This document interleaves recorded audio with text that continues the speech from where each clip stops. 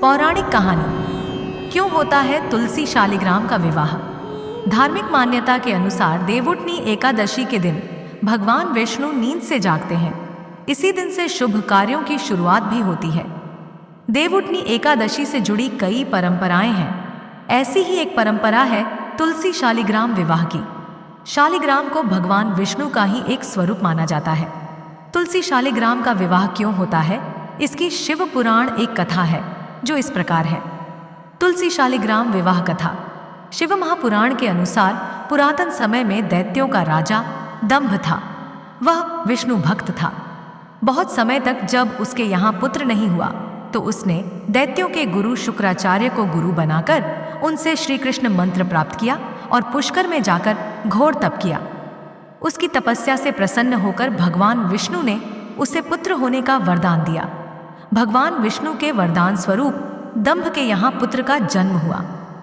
वास्तव में वह श्री कृष्ण के पार्षदों का अग्रणी सुदामा नामक गोप था, जिसे राधा जी ने असुर योनि में जन्म लेने का श्राप दे दिया था। इसका नाम शंखचूड़ रखा गया। जब शंखचूड़ बड़ा हुआ तो उसने पुष्कर में जाकर ब्रह्मा जी को प्रसन्न करने के लिए घोर तपस्या की। शंखचूड़ की तपस्या से प्रसन्न होकर ब्रह्मा जी प्रकट हुए और वर मांगने के लिए कहा। तब शंखचूड़ ने वरदान मांगा कि मैं देवताओं के लिए अजेय हो जाऊं। ब्रह्मा जी ने उसे वरदान दे दिया और कहा कि तुम बद्रीवन जाओ, वहां धर्मध्वज की पुत्री तुलसी तपस्या कर रही है, तुम उसके साथ विवाह कर लो। ब्रह्मा जी के कहने पर शंखचूड़ बद्रीवन गया। वहां तपस्या कर रही तुलसी को देखकर वह भी आकर्षित हो गया। तब भगवान ब्रह्मा वहां आए और उन्होंने शंखचूड़ को गांधर्व विधि से तुलसी से विवाह करने के लिए कहा। शंखचूड़ ने ऐसा ही किया। इस प्रकार शंखचूड़ व तुलसी सुखपूर्वक विहार करने लगे। शंखचूड़ बहुत वीर था। उसे वरदान था कि देवता भी उसे हरा नहीं पाएंगे।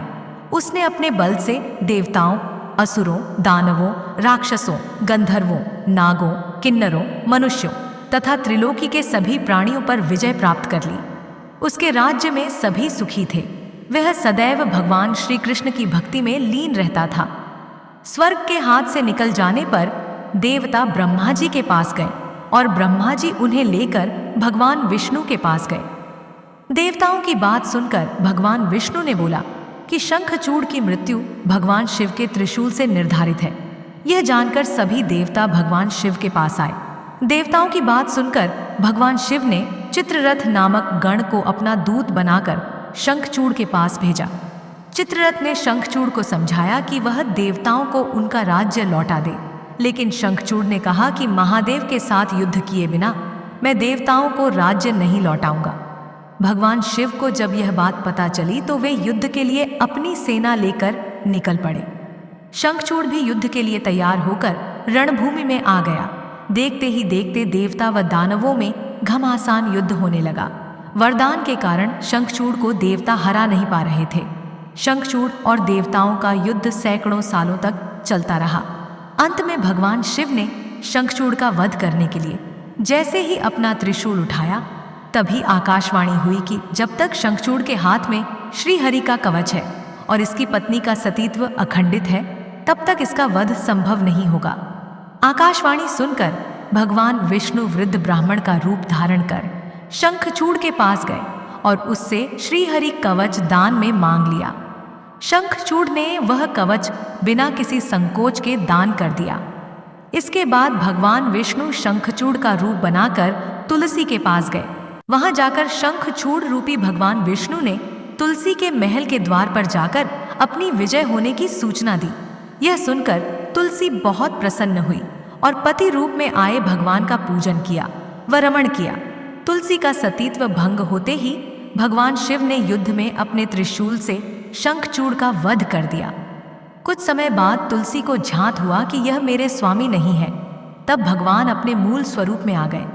अपने साथ छल हुआ जानकर शंखचूड़ की पत्नी रोने लगी।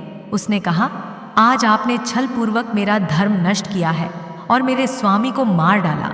आप अवश्य ही पाषाण हृदय हैं, अतः आप मेरे श्राप से अब पाषाण पत्थर होकर पृथ्वी पर रहें। तब भगवान विष्णु ने कहा, देवी, तुम मेरे लिए भारतवर्ष में रहकर बहुत दिनों तक तपस्या कर चुकी हो।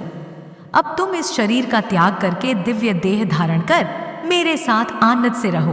तुम्हारा यह शरीर नदी रूप में बदलकर गंडकी नामक नदी के रूप में प्रसिद्ध होगा। तुम पुष्पों में श्रेष्ठ तुलसी का वृक्ष बन जाओगी और सदा मेरे साथ रहोगी। तुम्हारे श्राप को सत्य करने के लिए मैं पाषाण शालिग्राम बनकर रहूंगा। गंडकी नदी के तट पर मेरा वास होगा। नदी में रहने वाले करोड़ों कीड़े अपने तीखे दांतों से काट काट कर उस पाषाण में मेरे चक्र का चिन्ह बनाएंगे। धर्मालुजन तुलसी के पौधे व शालिग्राम शिला का विवाह कर पुण्य अर्जन करेंगे। नेपाल स्थित गंडकी नदी, केवल इस नदी में ही मिलते हैं शालिग्राम। परंपरा अनुसार देव प्रबोधिनी एकादशी के दिन भगवान शालिग्राम व तुलसी का विवाह संपन्न कर मांगलिक कार्यों का प्रारंभ किया जाता है। मान्यता है कि तुलसी शालिग्राम विवाह करवाने से मनुष्य को अतुल्य पुण्य की प्राप्ति होती है।